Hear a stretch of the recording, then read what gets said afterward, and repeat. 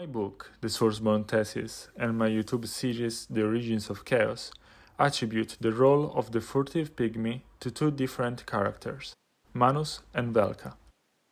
This was caused by the fact that in the first part of my research, I had enough evidence to undoubtedly identify Manus as the Furtive Pygmy, while in the latter stage, I had fresh material which was proving it to be Velka. Whether one or the other was to be considered as the Furtive Pygmy, however, is not something that only caused confusion in my research, but it is currently object of discussion in the Dark Souls community. I recently reached the final boss in Elden Ring, and I believe that a parallelism with the lore of Dark Souls put us finally in the condition to solve one of the greatest mysteries in the SoulsBorne universe. The Furtive Pygmy is neither Manus nor Velka, but both of them are the androgynous Furtive Pygmy. We will start with the reasons why Manus is supposed to be the Furtive Pygmy. In the Dark Souls prologue, the first three Lord's souls are presented together, while the Dark Soul is described later on its own.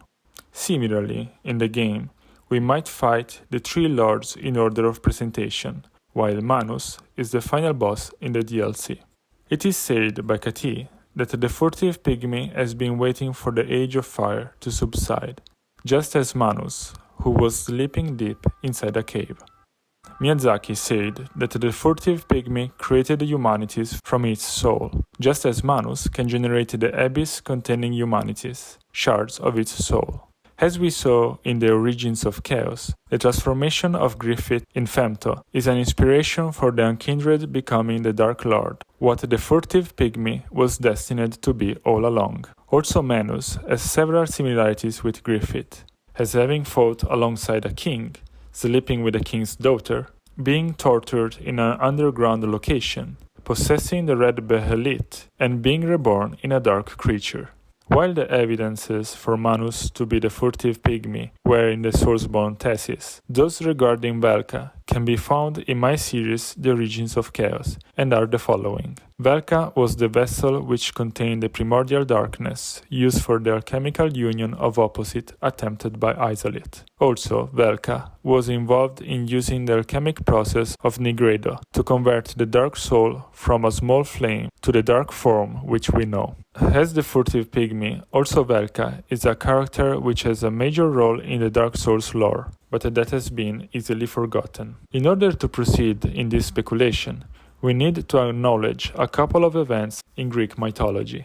We already proved in the SoulsBorne Thesis how the war between the gods and the dragons is a reference to the Greek Titanomacy, where Gwyn represents Zeus. In the famous Symposium by the Greek writer Plato, it is written how humans were once androgynous beings, half man, half woman.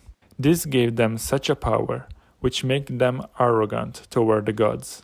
Zeus decided then to cut them in halves, so to create the differentiation between man and woman. Having proved in the Origins of Chaos the Dark Lord to be an androgynous, we could speculate that the Furtive Pygmy was androgynous as well, and that Gwyn, as Zeus, divided it in the first man, Manus, and the first woman, Velka. Manus is the name of the first man in Hindu mythology, while Velka has been associated before by the Asian Hollow with Lilith, the first woman. Also, in the German interpretation of the Indo-European myth, Manu is called Mannus, and is the son of the primordial androgynous. We could speculate that the androgynous Furtive Pygmy originally had a full behelit, and that by the separation in Manus and Velka, also the behelit was divided in what we know as the broken pendant. This would explain why the pendant induces a feeling of reverence and nostalgia in men, as it reminds men about the time when they, as the pendant,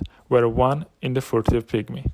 The half pendant carried by Velka would be the one we find in Duke's archives, while the one carried by Manus would have been used for achieving the form of a half-shaped Dark Lord we find in the DLC. In the rare Ring of Sacrifice, it is stated that a sacrifice is only worth the lives it saves, so that Velka might have offered herself to participate to the chaos ritual performed by Isolate, in order to save Manus, the only other source of darkness. In the Origins of Chaos, we identified the two halves of the Dark Lord, the PC and Henry of Astora, with the gods Shiva and Shakti. In the same way, the two halves of the original Dark Lord, Manus and Velka, can respectively be considered Shiva and Shakti. Shiva's wife once was induced to self-immolation in a ritual fire. This event brought Shiva to assume a new rageful form, who started a massacre of gods. This story closely recalls the sacrifice of Velka being born in the flames of chaos, with Manus raging and transforming in a new vengeful form. There is the possibility for Velka to be only one of the 5 dark beings originated in the separation with Manus, with the Daughters of Dark representing the other 4. Max Derrath once made the connection between Velka and these other creatures of dark, as I did too, but I will keep these speculations for a possible future video. This video is a beta version for my final episode of the new series, The Names of Darkness. It will be here as long as I will not finish this new series. Hope you like it. Bye.